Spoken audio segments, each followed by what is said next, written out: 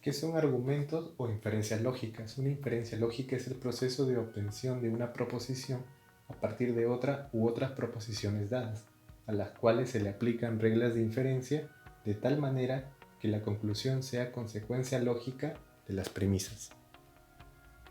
¿Para qué es útil el argumento o inferencia lógica? Nos ahorra el trabajo de realizar tablas de verdad que pueden ser muy engorrosas o complejas. Así pues utilizamos estas reglas de inferencia para agilizar el proceso y que tenga validez lógica. Un ejemplo, tenemos la premisa 1 que nos dice P entonces R, la premisa 2, negación de Q entonces P, la premisa 3, negación de R, entonces Q. Cuando realizamos todo este trabajo, nosotros utilizamos tablas de verdad, lo cual nos puede llevar mucho más tiempo. Al final llegamos a la conclusión que es una tautología, por tanto, es válido. Lo que hacen los argumentos de inferencia lógica es llegar a esta conclusión mucho más rápido, en un menor tiempo y que sea mucho más sencillo. ¿Cómo está compuesto un argumento?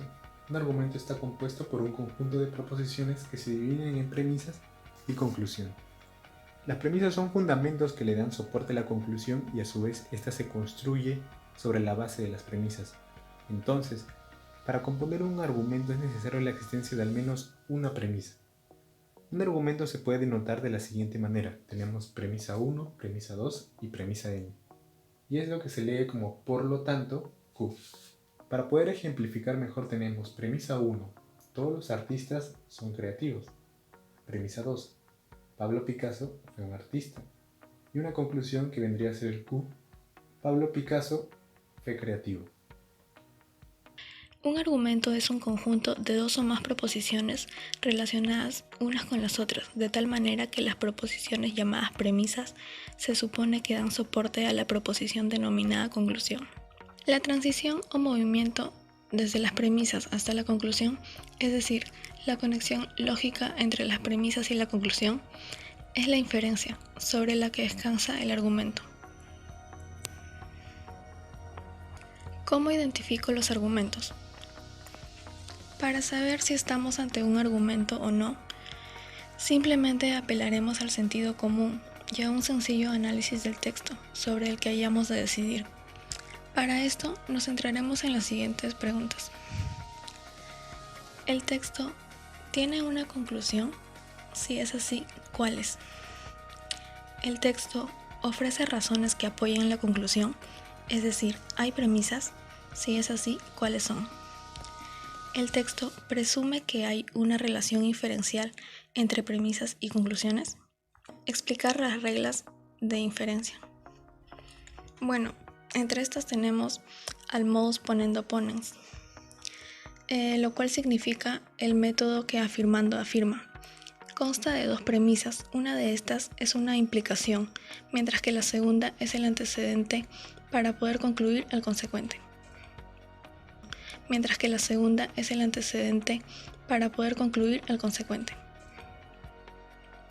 La otra es el modus tollendo tollens, lo cual significa método que al negar niega. También consta de dos premisas, donde la primera debe ser una implicación y la segunda debe ser la negación del consecuente.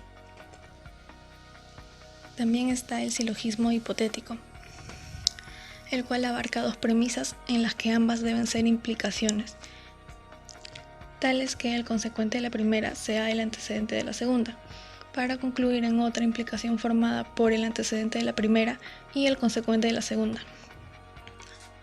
También tenemos el silogismo disyuntivo, que necesita de dos premisas. La primera tiene que ser una disyunción y la segunda debe ser la negación de un componente de la disyunción, para concluir la afirmación de la otra componente. También tenemos la conjunción, que necesita de dos premisas que pueden ser de cualquier tipo, simples o compuestas, para poder concluir en una conjunción juntando ambas premisas, siempre con el conector y. Y por último, la simplificación. Esta regla solo necesita una premisa. Hoy presentaremos el silogismo hipotético. Empecemos definiendo qué es un silogismo hipotético. Es un tipo de silogismo del cual se puede extraer una inferencia que sirve para tener una argumentación válida. Esta ley del silogismo hipotético se basa en una serie de premisas y de conclusiones. Está conformado por tres partes. la cual es necesariamente deducida de las premisas anteriores. Es importante saber que son proposiciones o enunciados condicionales, es decir, que una depende de la otra. Como podemos ver en este ejemplo, si P está condicionada a Q y Q está condicionada a R, por lo tanto, se puede decir que P se enlaza condicionalmente a R. Veamos algunos ejemplos. Ejemplo 1. Premisa 1. Si no pago los impuestos, estaré cometiendo un delito. Premisa 2. Si cometo un delito, podría ir a la cárcel. Conclusión. Por lo tanto, si no pago los impuestos, podría ir a la cárcel. Para entender mejor, veamos otro ejemplo. Ejemplo 2. Premisa 1. Si me quedo dormido por la mañana, llegaré tarde al trabajo. Premisa 2. Si llego tarde al trabajo, me llamarán la atención. Conclusión. Por lo tanto, si me quedo dormido por la mañana, me llamarán la atención en el trabajo. ¿Cómo usar el silogismo hipotético? El silogismo hipotético lo vamos a utilizar cada vez que tengamos dos premisas. Recordemos que el silogismo hipotético parte de dos premisas para poder tener una conclusión. Por ejemplo, P entonces Q es una premisa, Q entonces R es otra premisa, y la conclusión de estas dos premisas sería que P es entonces R. En un ejemplo más concreto podríamos ver, si la nube está negra, podríamos tomarlo como P, entonces hoy lloverá como Q. Si hoy lloverá, recordemos que es Q, entonces hoy me mojaré es R. Entonces la conclusión sería, la nube está negra, entonces hoy me mojaré. ¿Cómo identificar el silogismo hipotético? Se puede hallar en un lenguaje simbólico o en situaciones cotidianas, donde las premisas 1 y 2 deben tener implicaciones iguales. Es que unen a las premisas con sus respectivas componentes. Por ejemplo, en la premisa 1 tenemos componente P, implicación Q. En la premisa 2 tenemos que el primer componente es igual al segundo componente de la primera premisa, que es Q. Entonces, la primera componente de la primera premisa, P, y la segunda componente de la segunda premisa, R, forman una conclusión. Conclusión es el resultado de ambas premisas que te permiten acordar y tener un igual sentido a pesar de haber obviado las. El silogismo hipotético tiene una regla, que es la regla de la inferencia. ¿Qué quiere decir inferir? Es sacar una conclusión de las premisas. Esa es la regla de la inferencia. Tenemos el problema número 3, el cual empieza con la proposición número 1, el cual es S y negación de P o N. La segunda proposición es M entonces Q o R, el cual tiene la conclusión P entonces negación de P entonces R. Empezamos con el problema con el antecedente de la conclusión, el cual es P. Luego tenemos la reducción de la primera proposición, el cual nos queda negación de P o N. Luego tenemos la doble negación de la tercera proposición, el cual es negación de P. Luego tenemos el silogismo disyuntivo entre la proposición número 4 y 5 y al final nos queda M. Tenemos el modus ponendo ponens entre la proposición número 6 y 12, el cual nos queda Q o R. Luego tenemos la doble negación de Q de la proposición número 7, el cual es negación de Q o R. Luego tenemos la implicación de la proposición número 8, el cual es negación de Q, entonces R. Y finalmente tenemos a la conclusión de la proposición número 3 y 9, el cual queda verificado que la proposición número 1 y 2 tiene como conclusión final P, entonces negación de P, entonces R. Ok, en esta oportunidad, buen día a todos, me ha tocado explicarte el ejercicio 6. Antes de ello tienes que recordar 3 leyes.